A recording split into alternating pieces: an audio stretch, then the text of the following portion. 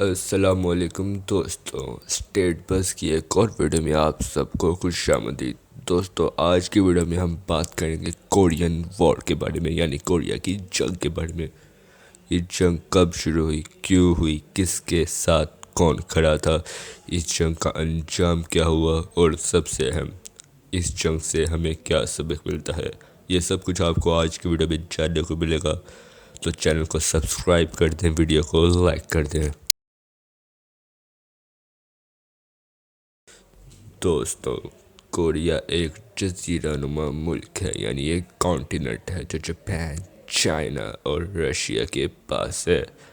یہ ایک ہی ملک تھا، مگر ورلڈ وار 2 کے بعد اس کو 2 حصوں میں بانٹ دیا گیا۔ بانٹنے کی لائن کو 38th پیرلل لائن کا نام دیا گیا۔ دوستوں، آپ کو بتاتے چلیں کہ ورلڈ وار 2 کے اختتام سے پہلے کوریا جاپان کا حصہ تھا۔ جاپان نے پورے ہی کوریا پر قبضہ کیا ہوا تھا۔ ورلڈ وار 2 کے بعد جب جاپان نے ورلڈ وار 2 میں ہار مانی تو جاپان کوریا سے بھاگ گیا۔ پھر امریکہ اور سوویت یونین نے فیصلہ کیا کہ وہ کوریا کو عارضی طور پر سنبھالیں گے۔ اوپر والا حصہ سوویت یونین کے کنٹرول میں آیا، جسے نارتھ کوریا کہا جاتا ہے، اور نیچے والا حصہ امریکہ کے کنٹرول میں آیا، جسے ساؤتھ کوریا کہا جاتا ہے۔ نارتھ کوریا میں سوویت یونین نے کمیونسٹ حکومت بنائی۔ یہاں کا لیڈر تھا کم il سنگ۔ نیچے والے علاقے میں یعنی ساؤتھ کوریا میں امریکہ نے ڈیموکریٹک حکومت بنوائی، جس کے صدر بنے سنگمن رے، جو امریکہ میں پلے بڑے ڈیموکریٹک سوچ کے مالک تھے۔ دونوں طرف کے لیڈر پورے کوریا پر حکومت چاہتے تھے، اسی وجہ سے دونوں میں نفرت بڑھتی گئی۔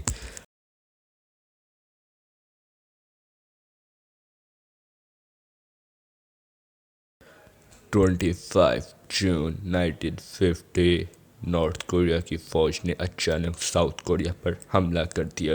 انہوں نے کہا کہ ہم پورے کوریا کو دوبارہ ایک ملک بنائیں گے، اور اس میں ایک ہی طریقہ چلے گا جو کمیونسٹ حکومت چلے گی۔ شروع میں نارتھ کورین آرمی بہت تیز تھی۔ انہوں نے سیول پر قبضہ کر لیا۔ ناظرین، آپ کو بتاتے چلیں کہ سیول نارتھ کوریا اور ساؤتھ کوریا کے لیے بہت امپورٹنٹ شہر ہے۔ نارتھ کوریا اور ساؤتھ کوریا کے بٹوارے سے پہلے جب کوریا ایک اکیلا ملک تھا تو سول اس کا کیپٹل تھا۔ نارتھ کوریا اور ساؤتھ کوریا دونوں کے لیے سول پر قبضہ کرنا بہت ضروری تھا۔ نارتھ کورین آرمی نے سیول پر قبضہ کر لیا اور ساؤتھ کورین آرمی کو پیچھے دھکیل دیا۔ اور دوسری طرف عام کورینز اس جنگ سے خوش نہیں تھے۔ ہزاروں لوگ روز اپنی جانیں دے رہے تھے، اور کورینز کوریا کا بٹوارہ نہیں چاہتے تھے۔ ساؤتھ کوریا نے مدد کے لیے یونائٹڈ نیشنز سے درخواست کی۔ امریکہ نے فوراً یونائٹڈ نیشنز آرمی بنائی، جس میں UK، آسٹریلیا، کینیڈا اور دوسرے ممالک کی فوجیں بھی شامل تھیں۔ یہ فوجیں جنرل ڈاگلس میک آرتھر کی کمانڈ میں لڑیں۔ UN کی فوج نے انچن لینڈنگ کے ذریعے نارتھ کورین آرمی کو پیچھے دھکیل دیا۔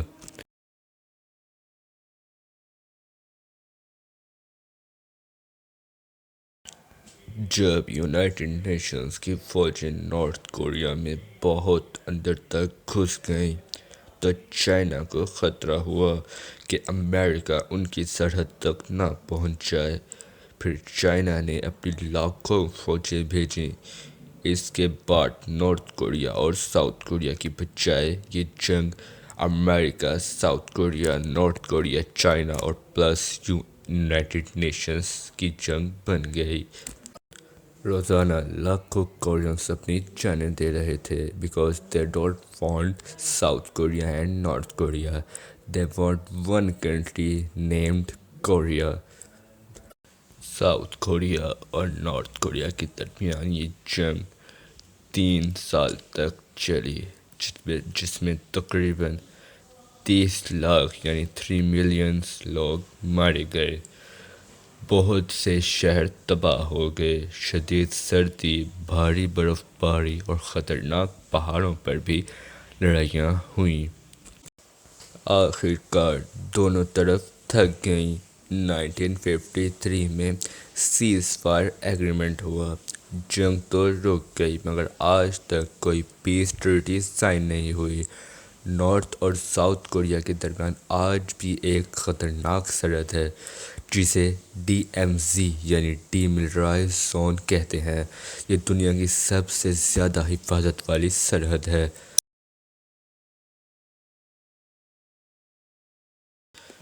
آج ساؤتھ کوریا ایک ترقی یافتہ ملک ہے۔ بہت سی مشہور کمپنیز لائک سیمسنگ، کے پاپ، ہیونڈائی سب ساؤتھ کوریا سے آتے ہیں۔ ساؤتھ کوریا میں آج بھی ڈیموکریسی نافذ ہے جبکہ نارتھ کوریا ایک بد ملک ہے۔ یہاں آج بھی کمیونسٹ حکومت ہے۔ اس کا باہری دنیا سے کوئی رابطہ نہیں، صرف چائنا سے تھوڑے بہت اچھے تعلقات ہیں۔ اس کے موجودہ لیڈر کم جونگ ان ہیں جو کم il سنگ کے پوتے ہیں۔ نارتھ کوریا میں آج بھی ایک ہی خاندان نارتھ کوریا کو ہینڈل کر رہا ہے۔ وہاں ڈکٹیٹرشپ اپنے عروج پر ہے۔ دوستو، نارتھ کوریا میں آج تک کوئی بھی ریلیجن پریکٹس نہیں کیا جاتا۔ وہاں کے لوگ صرف کم جونگ ان اور ان کے دادا کم il سنگ کی پوجا کرتے ہیں۔ ان کے گھروں کے اندر کم جونگ ان اور ان کے دادا کم il سنگ کی فوٹوز لگی ہوتی ہیں۔ وہ حکومت کا یہ رد عمل ہے کہ اگر کسی کے گھر میں آگ لگتی ہے تو وہ اپنے بچوں کی بجائے کم il سنگ اور کم جونگ ان کی فوٹوز کو بچائیں۔ اگر وہ ایسا نہیں کرتے تو وہ غدار کہلائے جائیں گے۔ پورے ملک کے اندر کم il سنگ کی وفات کے دن کوئی بھی ہنستا پایا گیا تو اس کو غدار ڈکلیئر کر دیا جاتا ہے۔ دوستوں، نارتھ کوریا کا کیپٹل پیونگ یانگ ہے جہاں پر صرف ایلیٹ کلاس کے لوگوں کو رہنے کی اجازت ہے۔ ایک عام نارتھ کورین ایک شہر سے دوسرے شہر ٹریول کرنے کے لیے بھی کم جونگ ان کی پرمیشن مانگتا ہے۔ کم جونگ ان کی پرمیشن کے بغیر کوئی نارتھ کوریا میں ٹریول بھی نہیں کر سکتا۔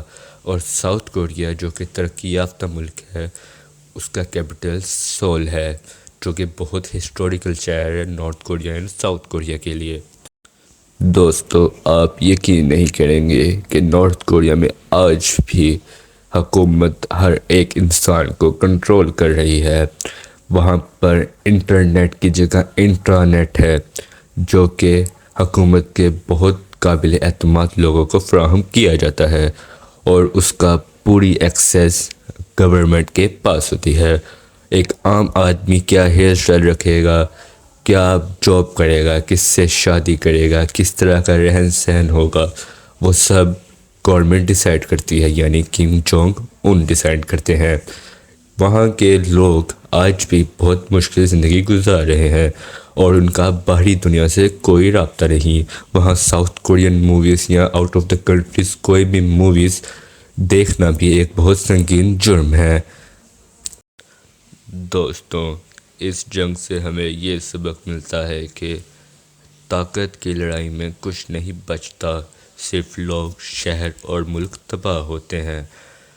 اصل طاقت تو امن کی ہے اور سمجھوتے کی ہے۔ دوستوں، اس ویڈیو کی تمام معلومات نیچے ڈسکرپشن میں موجود ہیں۔ اگر آپ کے کوئی بھی ڈاؤٹس ہیں آپ کلیئر کر سکتے ہیں۔